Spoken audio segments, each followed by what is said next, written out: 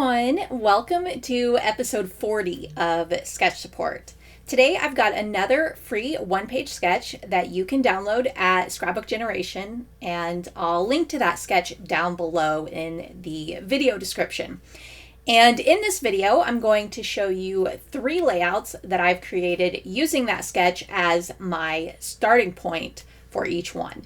Sketch Support is all about showing how you can adapt and customize sketches to fit your own personal needs. There are about 1,000,001 ways you can change things up and adjust to work with different photos and themes and maybe even some ideas that pop into your head when you see a particular sketch. This series is all about using sketches to their highest potential. If you enjoy the sketch I use in these videos, be sure to check out all of the sketches we offer at Scrapbook Generation. I usually upload a new set or sometimes 2 each month with a wide range of styles for both one-page and 2-page designs. Some are by number of photo, some are by themes, there's some that are even by shapes or sizes of photos. We have such a huge library available. And if you want to test out a few sketches first, we have lots of free ones available as well. So let's go ahead and jump into this video with a look at the sketch that I'm using for each layout in this video. A lot of times I will come up with or maybe come across a new design concept that I become obsessed with, and I end up using it kind of all over the place. I'll adapt it and kind of experiment with different methods and layouts and designs. And the sketch for this month is a result of that very process. I was creating a set of sketches that all have a fall theme, and I made one that had a plaid background, and that kind of seemed to open a door because from then on I was playing with strips and plaid style arrangements. I even made some cut files with it. I just could not stop. Sometimes it's like once that door opens, I'm just flooded with ideas, and so I just create and create and create. I cannot stop myself. So this sketch was one of the plaid style designs I came up with. There are 4 sets of 1/2-inch strips that are arranged at a 45-degree angle, and they are overlapped and arranged to create a diamond opening in the center. In that center, there are 2 photos, the title and the journaling with a few embellishments. It's really a simple design at its core, with the ability to add more or less detail depending on your own personal preference. And I also have a 3-page PDF that I create each month that goes with the sketch. And it shows several ways you can adapt and customize that particular sketch design. The one for this month shows several ways to simplify this design or to add more to it. It's just a good visual if you want to get an idea of what this sketch is capable of. And I'll link to it down below. So let's take a look at my first layout created with this sketch. For my first layout, I followed the sketch exactly. And it's not often that I follow a sketch just as it is, but I was really excited for this design and wanted to create one that was exact to the sketch. With my papers, I used 6 different patterns, and I arranged them so that each section overlaps the next section. I think another really fun idea would be to weave the strips together. I'd thought about doing that with this one, but then ended up deciding against it. When it comes to adhering the strips on your layout with this design, I found the easiest way was to create a little guide template. All you have to do is cut a 6-inch square, or you can adjust the size depending on how big you want that diamond white space to be in the center. Then you cut that square in half diagonally, and this piece will line up right in the corner, and that slanted line works as a guide for adhering your first strip. Then you can use that first strip that is adhered to help you line up the other two. It's really, really easy. And I did this method for all 3 of the layouts I created this month, and it worked perfectly each time. So my photos are the same size as the photos on the sketch, and I arranged everything the same with the title along the bottom and the journaling strips at the top edge of the photos. And then for my embellishments, I kept it really simple with just some butterflies and small hearts. This layout came together really, really fast for me, and that's always a big plus. I am not a fast scrapbooker at all, so I'm always happy when one surprises me and is completed quickly.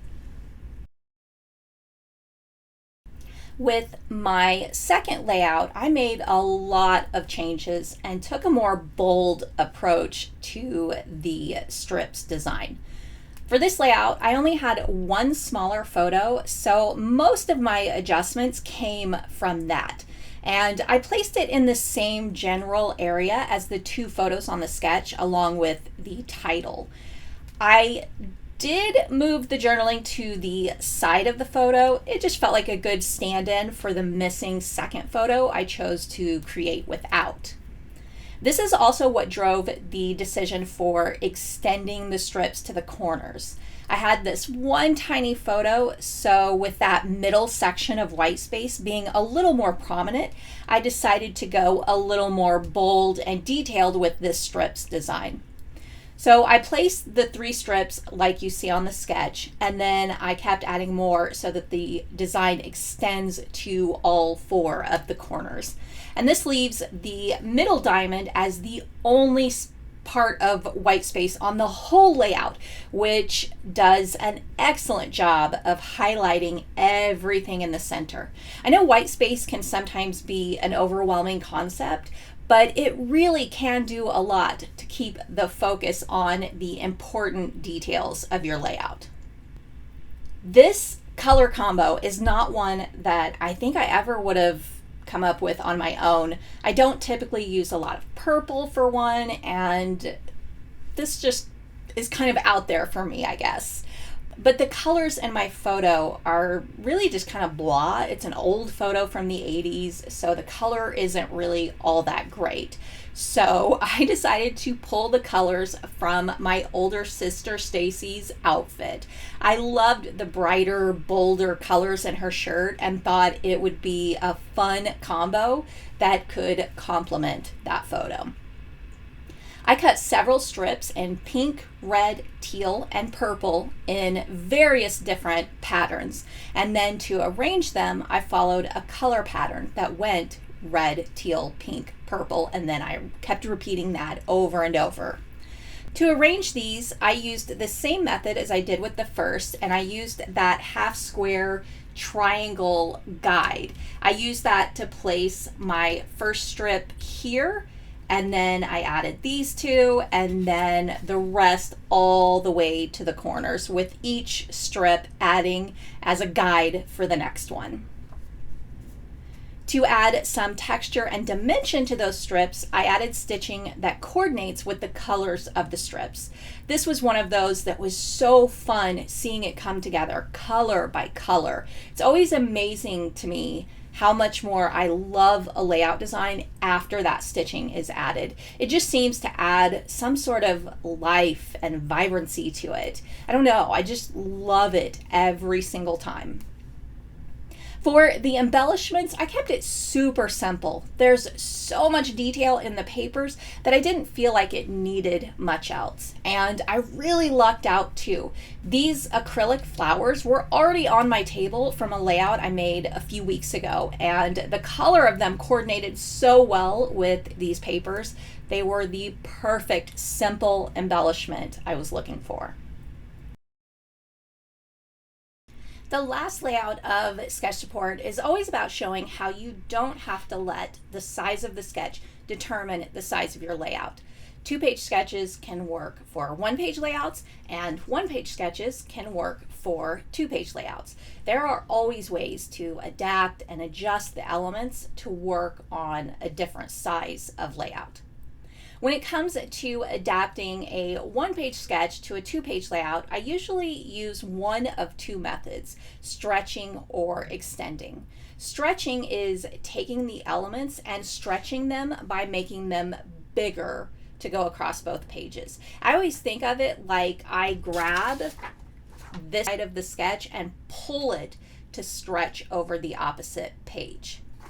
Extending is repeating elements to cover both pages, and that is the method I used for this one. I repeated the strips design over and over, even overlapping them. A huge light bulb went off in my brain the second my eyes landed on this set of photos. Drew and Jackson were being silly with some long, skinny boxes at the store, and it immediately reminded me of the strips on the sketch. And the wheels started spinning, and I knew immediately what I wanted to do. So for the photos, I had 4x4-inch photos to work with, so I decided to arrange them in a row across the middle of the layout. And this is one of my most common photo layouts for this size of photo. With them being right smack in the center, they are always the main focus. For the strips, I used 1.5-inch strips in place of the 3 half-inch strips on the sketch. They ended up covering the same area, but with less cutting involved. I wanted to mimic the look of the cardboard, just like the boxes in the photos, so I used 2 different shades of a tan pattern paper. One has a grid design, and then the other is dotted. I thought this would also really help show off the strips and that kind of plaid-like design. Since I went monochromatic with the papers, I decided to keep that going with my title and the embellishments. I had an old sheet of corrugated paper from Fancy Pants that was so perfect for this theme. This is a good argument for holding on to older supplies. I swear this corrugated paper, it had to be 15 years old. So I cut that paper into stars for the main embellishment and then added lots of smaller wooden stars as an accent. And this ended up being such a fun way to document this story and the photos. I always love it when the right sketch comes along that seems to be perfect for the photos you have. So that's all for this episode of Sketch Support. Thank you so much for watching, and I'll see you next time.